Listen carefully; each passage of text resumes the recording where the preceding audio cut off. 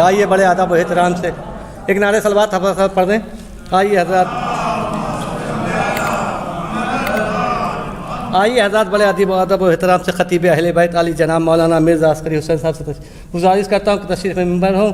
ان کی صحت و سلامتی کے لیے بآواز بلند نعرہ صلوات پڑھیں حضرات.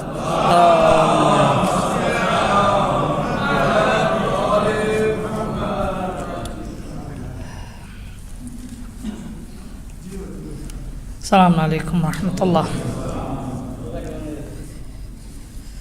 حسبنا اللہ ونعم الوکیل، نعم المولا ونعم النصیر، ولا حول ولا قوة الا باللہ العلی العظیم.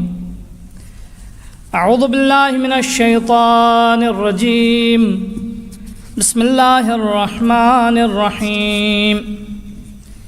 الحمد للہ رب العالمین، والحمد للہ الذی ہدانا لہذا وما كنا لنهتدی لولا ان ہدانا اللہ، والصلاة والسلام والتحیۃ والاکرام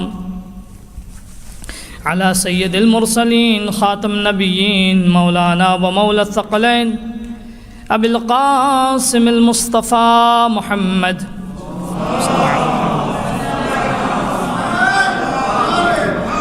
وعلى آل بيته الطيبين الطاهرين المعصومين المنتجبين المطهرين، لا سيما بقية الله في الأرضين وحجته على الخلائق أجمعين، واللعن الدائمة الأبدية على أعدائهم أعداء الله أجمعين من يوم ظلمهم إلى لقاء يوم الدين. أما بعد، فقد قال الله تبارك وتعالى في كتابه الحكيم وقوله الحق وهو أصدق القائلين. أعوذ بالله من الشيطان الرجيم، بسم الله الرحمن الرحيم. لقد كان لكم في رسول الله أسوة حسنة، صدق الله وصدق رسوله الكريم والأئمة المعصومون. درود پر محمد وآل محمد.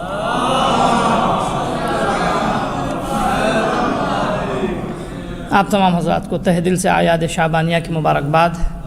انشاءاللہ یہ ایام آپ سب کو مبارک ہو. اس کی ان کی برکتوں کے صدقے میں آپ سب کی، ہم سب کی دنیا و عقبہ کی تمام حاجتیں پوری ہوں، بیماروں کو شفا ملے، پریشان حالوں کی مشکلیں حل ہوں، اہل بیت سے حب و معرفت میں ہمارے دن بدن اضافہ ہو، امام کے خادم و یاور و ناصر بنے. میں زیادہ ٹائم نہیں لوں گا آپ کا انشاءاللہ، کیونکہ بہرحال اگر چہرہ مسکرائے پھر بھی پیٹ ساتھ نہیں دے گا، ٹھیک ہے، کیونکہ آپ لوگ نماز سے جو ہے یہاں منتظر ہیں. میں زیادہ وقت نہیں لوں گا. 2-3 جملے آیات کی مناسبت سے اور ایک گزارش ہوگی انشاءاللہ، اور یقیناً جو گزارش ہوگی وہ بھی آپ یعنی بدید وسعت اس کو دیکھیں گے اور اس پہ غور کریں گے. ایک صلوات پر محمد وآل محمد.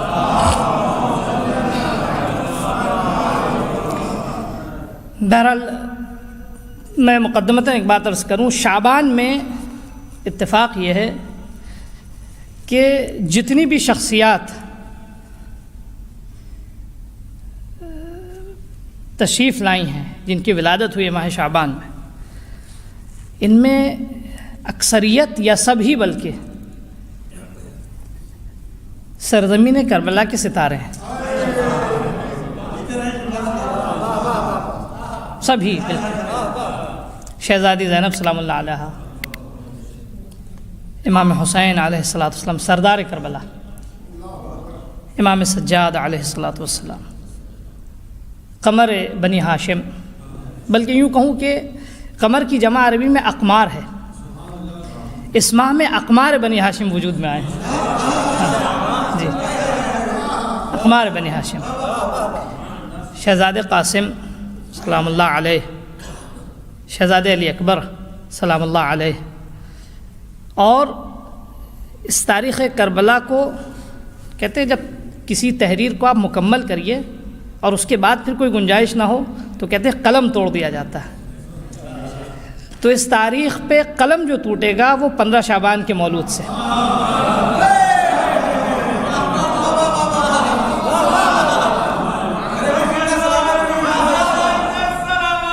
اللهم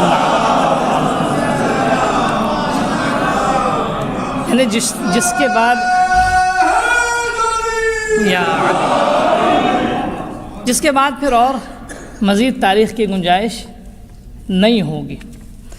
حضرات محترم، ایک سوال دیکھیں، آپ جتنی بھی شخصیات ہیں ان ایام میں، سب فکری اعتبار سے، عظمت کے اعتبار سے، بلندی کے اعتبار سے، شخصیت کے اعتبار سے، کردار کے اعتبار سے سب ایک جیسے ہیں۔ میں ایک نقطہ آپ کے حوالے کرنا چاہ رہا ہوں، انشاءاللہ آپ بھی، مجھے بھی اجر ملے گا، آپ بھی جو ہے بہرہ مند ہوں گے اجر و ثواب سے۔ واقعی قابل غور نقطہ ہے۔ میں ایک مثال دوں، آپ نے دیکھا ہے اکثر موم کو جب تیار کرتے ہیں تو اس کا ایک سانچہ ہوتا ہے، اور سانچے پہ جتنا بھی موم ڈالیں، موم ذرہ برابر بھی سانچے کی شکل سے الگ نہیں ہو سکتا۔ جو اس کا فریم ہوتا ہے وہی شکل ہوگی موم کی، چاہے وہ آپ مثال کے طور پہ موم بتی تیار کریں یا کوئی پتلا تیار کریں، جو بھی بنائیں، ذرہ برابر بھی سانچے سے اختلاف نہیں ہوتا۔ بہت سی مثالیں، برف کی مثال ہے، اور بھی بہت ساری مثالیں، چاکلیٹس کی مثال ہے، کیک کی مثال ہے۔ جو سانچہ ہوتا ہے اس میں ڈھلنے والی چیزیں جو ہے، فرض کیجئے اگر مثال کے طور پہ ایک ٹرے میں آپ نے سب سانچہ ہے اور 12 ایک جیسے کھانے ہیں، تو اس میں نکلنے والی جتنی بھی چیزیں ہیں سب کی شکل ایک ہوگی۔ توجہ چاہ رہا ہوں عزیزوں، توجہ چاہ رہا ہوں عزیزوں۔ اگر بات پہنچ گئی تو خیر انشاءاللہ آپ بھی یعنی محظوظ ہوں گے۔ اتفاق یہ ہے کہ اس ماہ میں جتنے بھی فاتحان کربلا ہیں سب کا ایک سانچہ ہے جس کا نام حسین ہے۔ توجہ چاہ رہا ہوں عزیزوں، سب کا ایک سانچہ ہے جس کا نام حسین ہے۔ زینب کو بھی حسین نے پالا، اللہ اکبر، عباس کو بھی حسین نے پالا، علی اکبر کو بھی حسین نے پالا، قاسم کو بھی حسین نے پالا۔ یہ سب ایک سانچے کے ڈھلے ہوئے ہیں، سب ایک سانچے کا جو ہے وہ ایک سانچے کے نتائج ہیں۔ یہ کسی کی فکر میں آپ ذرہ برابر اختلاف دکھا دیں، بیان مثالیں اتنی ہیں۔ آپ ایک چھوٹی سی مثال دیں، آپ جناب قاسم شہزادہ علی اکبر کے حوالے سے ایک ایسی بات آپ کی خدمت میں پیش کروں گا جو شاید آپ کم متوجہ ہوتے ہیں اس سلسلے میں، اور واقعی وقت تو زیادہ نہیں لوں گا، اگر آپ اجازت دیں گے تو 5-6 منٹ زیادہ لوں گا۔ ایک صلوات پڑھیں محمد وال محمد۔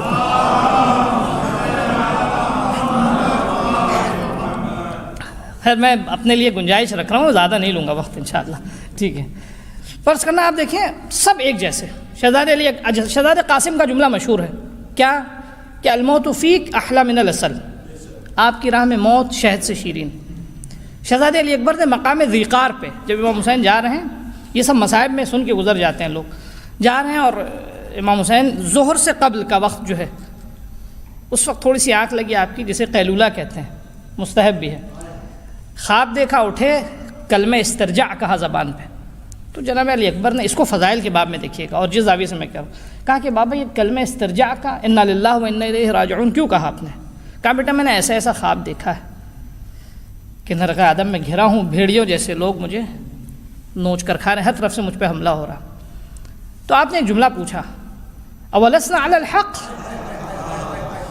ہم حق پہ نہیں ہیں؟ تو امام حسین نے جواب دیا کہ بلا بیٹا ہم کیوں نہ ہوں حق پہ؟ تو اب جملہ سنیے، وہی جملہ جو جناب قاسم کا تھا، اذن لا نبالی، اب ہمیں کیا پرواہ، وقعنا علی الموت او وقع الموت علینا، ہم موت پہ جا گرے ہیں، موت ہم پہ گرے۔ عزیزوں میں یوں بدل کے کہوں کہ اگر احد میں علی کی مثال کسی کو دیکھنی ہے تو کربلا کے علی کو دیکھ لو، اگر کسی کو دیکھنا احد کے علی کو دیکھنا ہے اگر، کہ کس طرح رسول کے ارد گرد پروانہ وار خود کو فدا کر رہے ہیں، یہ کربلا کا علی بتائے گا کہ احد کے علی کیسے تھے۔ یہ عزیزوں جناب علی اکبر علیہ الصلوۃ والسلام، یہ بھی فکر وہی۔ امام حسین نے موت کی تعریف کی کیسے؟ میں ایک مثال دے رہا ہوں، ایسی اگر مثالیں دینے لگوں سینکڑوں مثالیں ہیں، صرف ایک مثال۔ امام حسین نے ایک مقام پہ خطبہ دیا اور خطبہ دے کر موت کی تعریف کر رہے ہیں۔ ایک دوشیزہ خوبصورت، تعبیر شاید ادبی اعتبار سے اچھی ہوگی، ٹھیک ہے، ایک خوبصورت خاتون کے گلے میں ایک ہار اگر ہو چمکتا ہوا درخشندہ تو کتنا نکھرتا ہے۔ امام حسین نے کہا کہ ابن آدم کے گلے میں موت اسی طرح چمکتی ہے جیسے ایک دوشیزہ خاتون کے گلے میں چمکتا ہار ہے۔ امام حسین نے اس کو کہتے ہیں کہ تشبیہ معقول بالمشہود، کسی معقول شے کو اگر ایسی مثال دے دے کہ انسان دیکھنے لگے، آنکھوں میں نظر آنے لگے، ٹھیک ہے، اس کو کہ یہ ادب کا ایک ہنر ہے، ٹھیک ہے نا۔ امام حسین علیہ السلام نے جو تشبیہ موت کی، ایک معقول امر ہے جس کو دیکھا نہیں جا سکتا، جس کے اثرات کو دیکھا جا سکتا ہے، ویسی تشبیہ جناب علی اکبر نے دی، ویسی تشبیہ جناب قاسم نے دی۔ کیوں ایسا ہے؟ کیونکہ ایک سانچے کے ڈھلے تمام خاکے ہیں۔ ایک صلوات پڑھ محمد و آل محمد پر۔ میرے 5 سے 7 منٹ گئے عزیز، اور میں ایک فضیلت جناب علی اکبر کی، اب جتنے بھی آپ یعنی اب آپ یہ نہ کربلا میں تلاش نہ کیجئے کہ کون عباس ہے، کون علی اکبر ہے، کون علی اصغر ہے، غلط ہوگا، سب کہیے حسین ہے۔ تلاش کرنا اصل غلط ہے، آپ کو یہ ایک دم فکر غلط ہے، یعنی ناموس، یا اگر کہیں اگر آپ کو تعبیریں مل جاتی ہیں، جناب امام رضا علیہ السلام کی ایک حدیث سنیے گا صلی اللہ علیہ وسلم۔ امام رضا علیہ السلام منقول ہے، عجیب حدیث، جو میں کہہ رہا ہوں بس وہی اسی کی دلیل میں۔ قتل معاہو، یہ مصائب کے جملے نہیں ہیں، مصائب کے باب میں ذکر کیے جاتے ہیں، لیکن آپ اس زاویے سے فضیلت کے باب میں غور کیجیے۔ قتل معاہو من اہل بیت 18 رجلا، امام حسین علیہ السلام کے ساتھ ان کے اہل بیت میں سے 18 جوان مارے گئے۔ اب سنیے جملہ، ما لہم فی الارض شبیہون، روئے زمین پر ان جیسا کوئی بھی نہیں ہے۔ توجہ چاہ رہا ہوں عزیزوں، اور وہ سب ایک دوسرے کے شبیہ تھے۔ توجہ چاہ رہا ہوں عزیزوں، اب میں ایک جملہ اب اپنی بات کی طرف آ رہا ہوں، اس کے بعد جناب علی اکبر علیہ السلام کی ایک فضیلت، ایک صلوات پر محمد و آل محمد۔ رسول خدا آئے کس لیے تھے جانتے ہیں عزیزوں؟ رسول خدا آئے یہ تھے کہ کردار، اخلاق، گفتار میں ہر اعتبار سے کوئی رسول تو بن نہیں سکتا، اگر کوئی یہ کہتا بھی ہے تو خامہ خیالی ہے، کوئی علی بھی جیسا نہیں بن سکتا، کوئی کسی معصوم جیسا نہیں بن سکتا، لیکن آئے تھے اپنی کلوننگ کرنے کے لیے، یعنی لوگوں کو اخلاق و گفتار اور رفتار کے اعتبار سے اپنے جیسا بنا دے۔ رسول خدا کو اللہ نے بھیجا اس لیے تھا تاکہ ایک آئیڈیل تھا، ایک نمونہ عمل تھا، لقد کان لکم فی رسول اللہ اسوۃ حسنہ، ایک نمونہ عمل دیا اللہ نے بنا کہ تمہاری زندگی ایسی ہو، تمہارا سونا ایسا ہو، جاگنا ایسا ہو، کھانا ایسا ہو، پینا ایسا ہو، تمہارے تعلقات، تمہارے معاملات، تمہاری رشتہ داریاں، یہ سب رسول جیسی ہو، ٹھیک ہے۔ لیکن عزیزوں اب کمال ہے، آل رسول میں کسی کے لیے ایسی تائید نہیں ملتی۔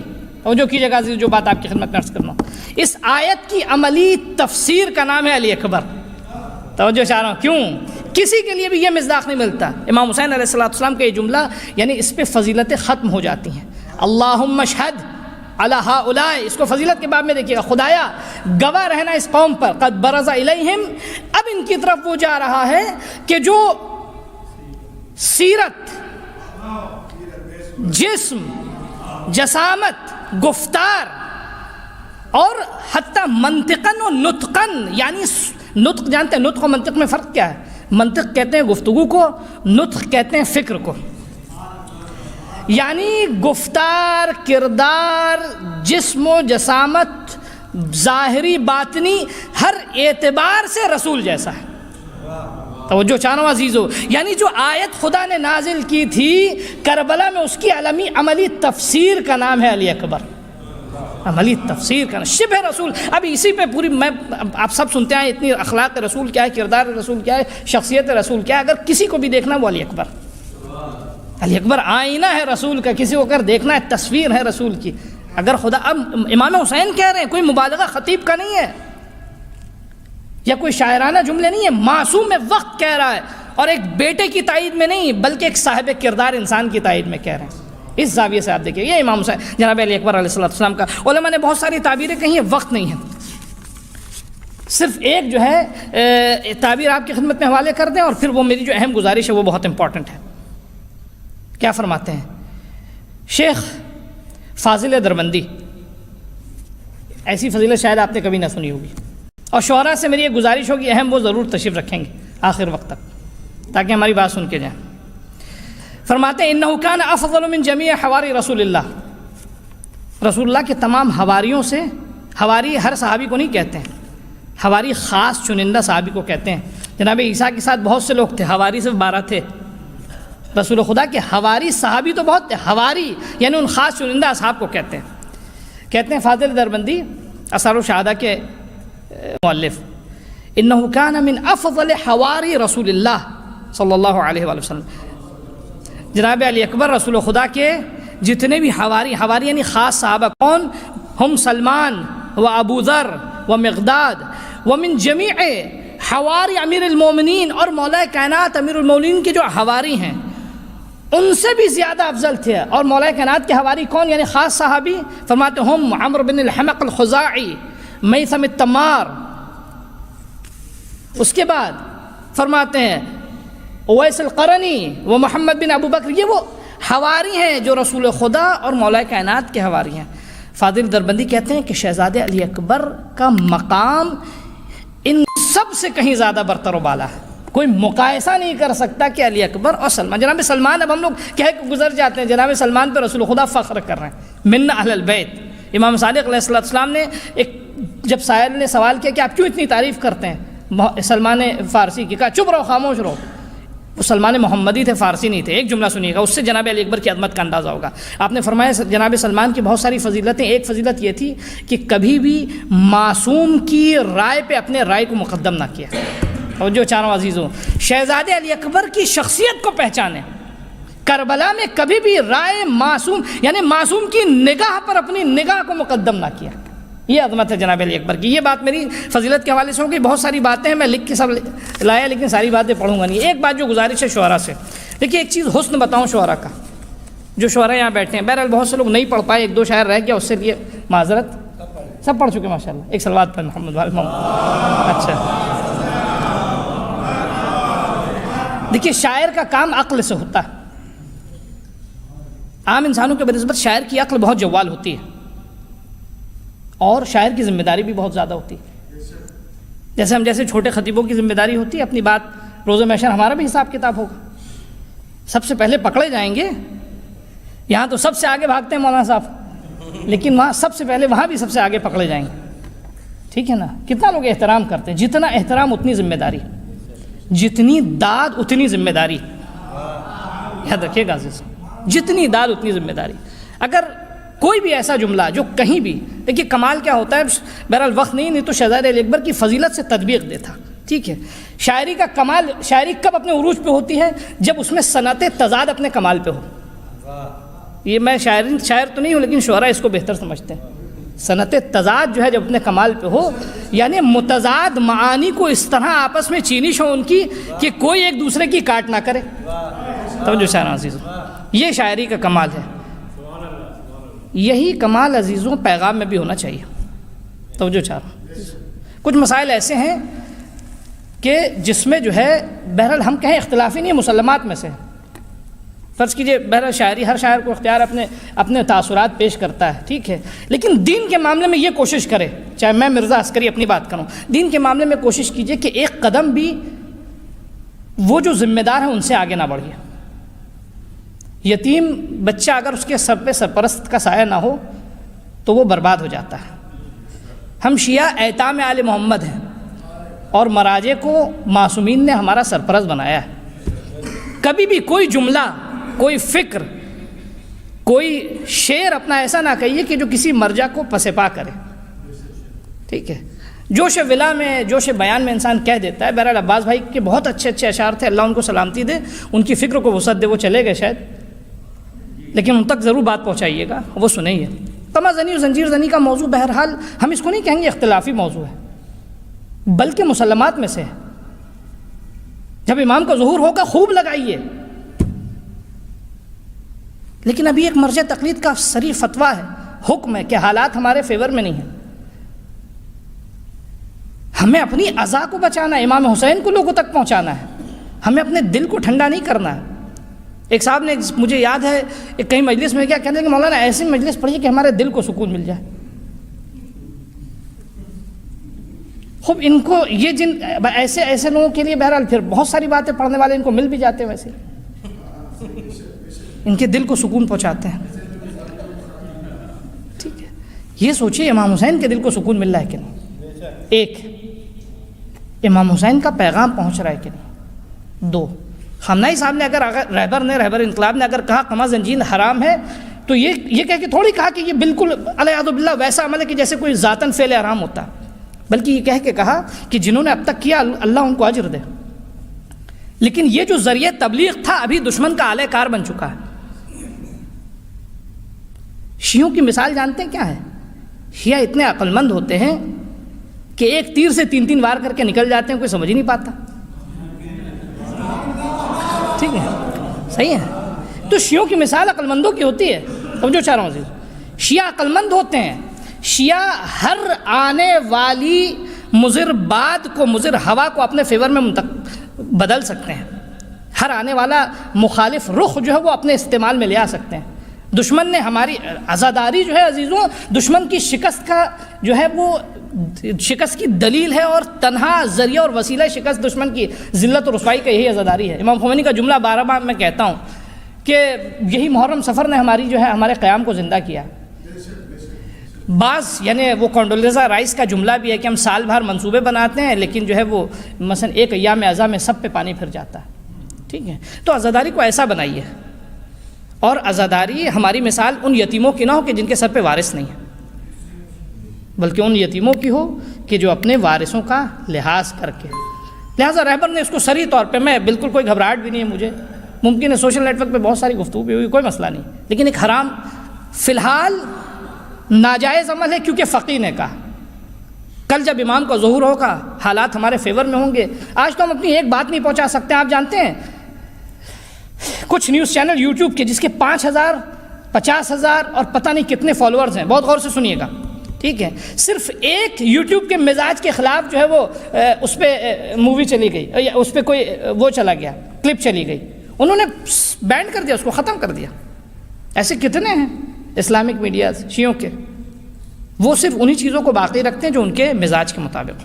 ٹھیک ہے، لہٰذا ایسی بات ہم نہ کریں. آپ شاعر ہیں، آپ مؤثر ہیں، یہ نہ سوچیے کہ خالی مولانا مؤثر ہے ممبر پہ. جی جی بالکل. ہمارے شعراء ابھی مولانا علی اکبر علیہ السلام کی ولادت گزری ہے جی پوری دنیا میں، جی جی پاکستان ہو، انڈیا ہو.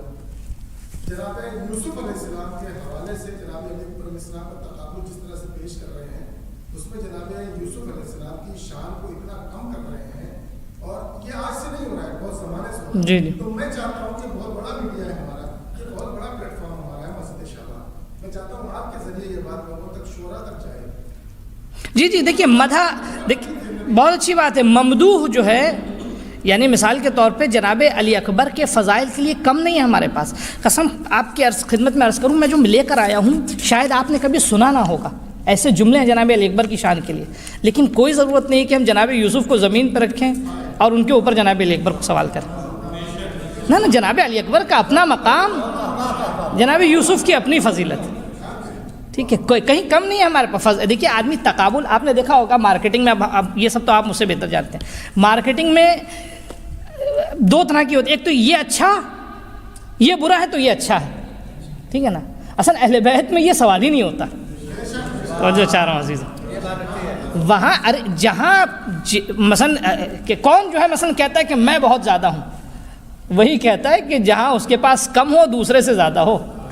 توجہ چاہ رہا ہوں عزیز، وہیں تو یہ سب تقابل آتا ہے. ٹھیک ہے، کہیں آپ ایک جملہ دکھا دیجئے مولا کائنات کا، امام حسن و حسین کا ایک دوسرے کے مقابل میں دکھا دیجئے نہ. جہاں استغنا ہے، دیکھیے غرور وہی کرتا ہے جو فقیر ہوتا ہے، یا اپنی انا کو وہی جو ہے جھاڑتا ہے کہ جس کے دامن خالی ہوتے ہیں.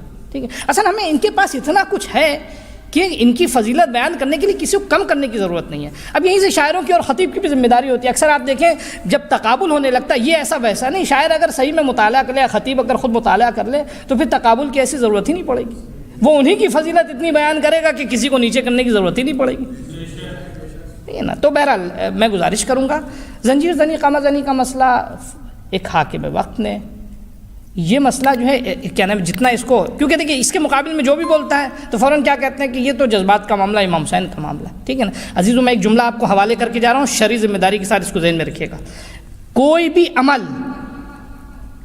عمل چاہے وہ نماز ہو، روزہ ہو، حج ہو، زکوٰۃ ہو، مجلس ہو، ماتم ہو، زنجیر زنی ہو، قمع زنی ہو، کچھ بھی ہو، وہ اگر امام صادق علیہ الصلوۃ والسلام کے حکم کے دائرے سے خارج ہے تو اس کی کوئی حیثیت نہیں. توجہ چاہ رہا ہوں عزیز، معصوم کے حکم سے. اب آپ یہ بتائیے، آپ یہ کہہ رہے ہیں کہ ہاں یہ تو میرے دل کی بات ہے، آپ اس میں تمہارے دل کی بات پہ امام صادق کی حکومت ہے کہ نہیں ہے بتاؤ. اگر نہیں ہے تو اپنا دل اپنی جیب میں رکھو، اس کی کوئی حیثیت نہیں ہے. ٹھیک ہے، اگر نہیں ہے اس پہ تمہارے دل کی اگر تمہارا یعنی اس کا مطلب یہ ہے تم کہتے ہو تو ہم صادقی ہیں، تم کہتے تو ہم جعفری ہیں، لیکن زندگی کا کوئی گوشہ ایسا ہے کہ جہاں چھٹے امام کی حکومت تم پر نہیں ہے۔ یہ کیسی محبت، یہ کیسی ولایت کہ جہاں دائرہ ولایت سے اپنے منشا اور اپنی خواہش کے مطابق خارج ہو جا رہے ہیں، جب چاہے داخل ہو جاؤ، جب چاہے نہ کوئی بھی عمل عزیزوں۔ تو لہٰذا کسی بھی عمل کو کوئی بھی آپ سے کہتا ہے، چاہے وہ خطیب ہو، چاہے جو بھی ہو، شاعر ہو، جو بھی ہو، اگر آپ سے کہتا ہے وہ دشمن اہل بیت ہے، دوزدار اہل بیت، کہ یہاں روایت و شریعت نہ لے کر آئیے۔ یہاں کوئی بھی اگر آپ سے کہتا ہے وہ دشمن اہل بیت ہے، نہ ہر جگہ شریعت چاہیے ہے، بلکہ میں یوں کہوں مجھے ہر جگہ میری ہر سانس علی کی ہدایت کے مطابق ہونی چاہیے۔ بات ختم۔